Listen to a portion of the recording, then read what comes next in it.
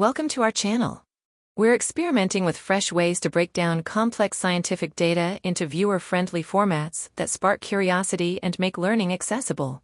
We're kicking things off with this simple video as we figure out the ropes of YouTube scripting, visuals, and engagement. Expect us to tweak, expand, and evolve with each upload as we refine our approach based on what resonates with you.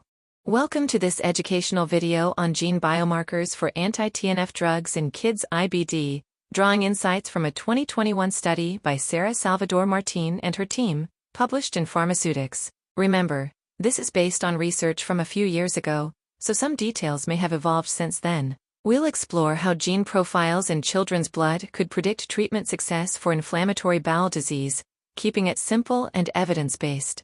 This presentation is for informational purposes only and not medical advice. The study focused on pediatric patients with moderate to severe IBD starting anti-TNF therapy, aiming to identify early transcriptional markers of response through whole blood RNA analysis, which is non-invasive and practical for clinical use in children.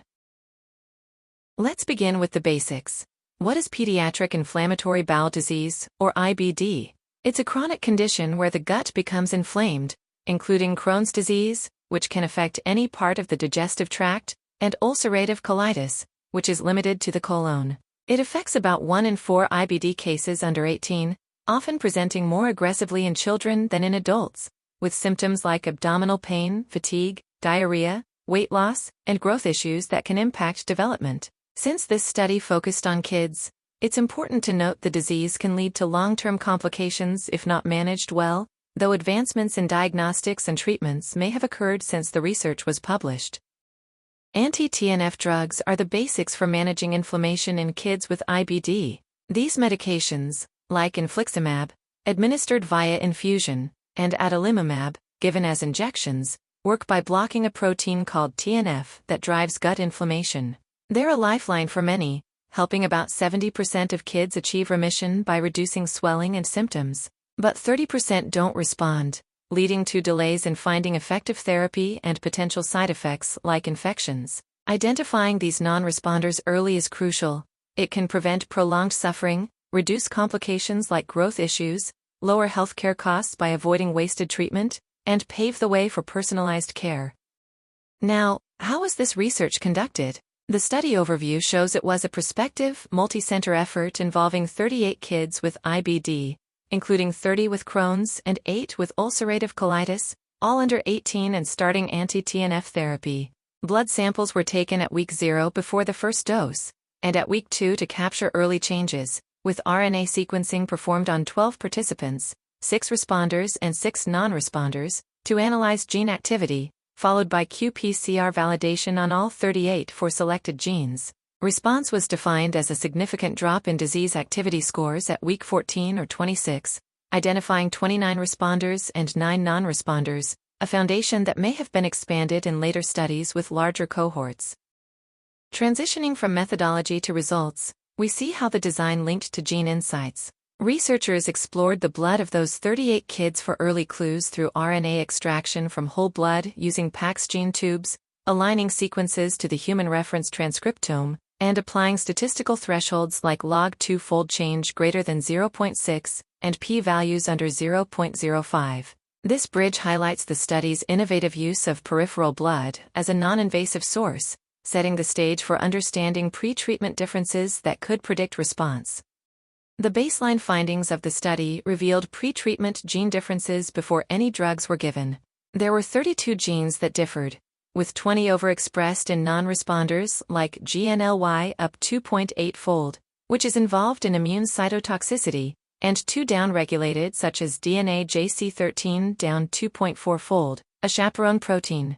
These variations, identified through differential expression analysis and linked to developmental and immune disorders via ingenuity pathway analysis, suggest some kids might be predisposed to non-response. As the authors note, genetics plays a more important role in PIBD than in adult disease, with several gene polymorphisms involved in susceptibility to PIBD or very early onset ulcerative colitis, highlighting the need for child-specific biomarkers to personalize therapy, especially since children require longer treatment.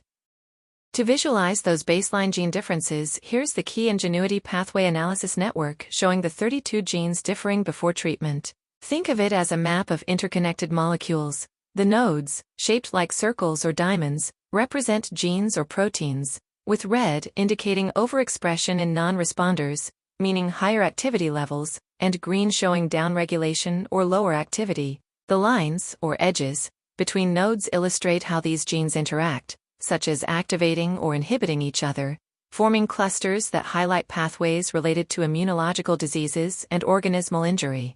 Start from the center and follow the connections to see how a gene like GNLY, in red, links to immune responses, or DNA JC13, in green, ties to cellular functions, demonstrating the interconnected nature of these transcriptional signatures, and why some kids might be predisposed to non-response.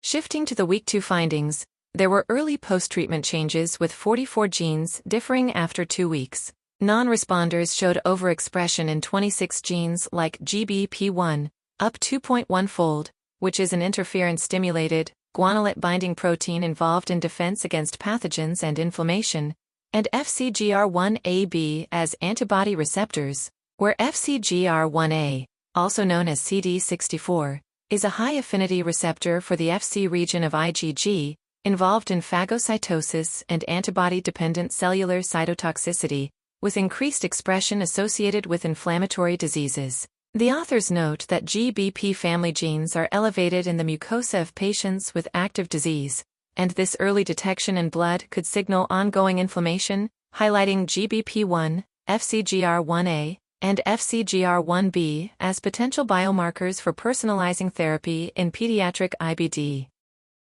For validating key biomarkers, here's the confirmation data exploring gene levels at week 2 in responders versus non-responders. The bars display significant differences in GBP1, FcGR1A, and FcGR1B, with log 2-fold changes of 1.08, 1.05, and 1.21 respectively, and p-values around 0.006, confirming their predictive accuracy. The authors further highlight that these genes, validated through qPCR with normalization to housekeeping genes ACTB and RPL4, showed high negative predictive values for non-response, ranging from 86% to 93%, suggesting their potential as early non-invasive tools for ruling out non-response effectively. They also note that the combination of these biomarkers could enhance prediction models, though the small sample size limits definitive conclusions, and future studies might refine these thresholds with larger cohorts. Building on that validation, the key biomarkers were confirmed through qPCR on all 38 kids. GBP1, FcGR1A, and FcGR1B were higher in non-responders at week 2, achieving 86 to 93% accuracy for ruling out non-response based on negative predictive values. This confirmation step was crucial for clinical relevance, providing a non-invasive approach to guide therapy early in pediatric IBD. The authors note that these genes were normalized against housekeeping genes ACTB and RPL4, ensuring reliable quantification, and suggest that their combined expression could enhance predictive models, though the small sample size limits statistical power. They also highlight that future research might explore integrating these with other markers and larger validation cohorts or combined with serological markers like CRP. The implications for kids with IBD from this study could be promising, with benefits of early detection through a non-invasive blood test at week 2.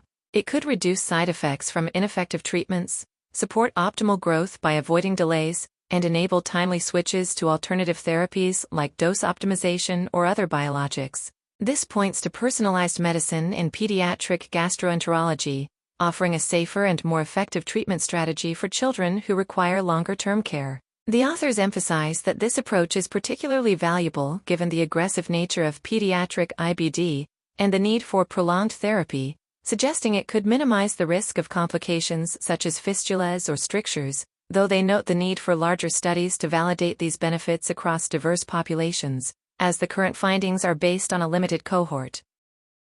In conclusion, this 2021 study highlighted GBP1, FcGR1A, and FcGR1B as key biomarkers for early blood test potential, building toward personalized care in kids with IBD.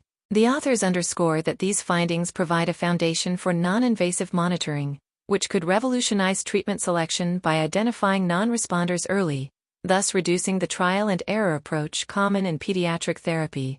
They also suggest that future research could enhance these biomarkers' utility through larger cohorts and integration with other diagnostic tools. As this channel is new and very much experimental, your focus means everything, and thanks for sticking with us. Please like, comment and subscribe.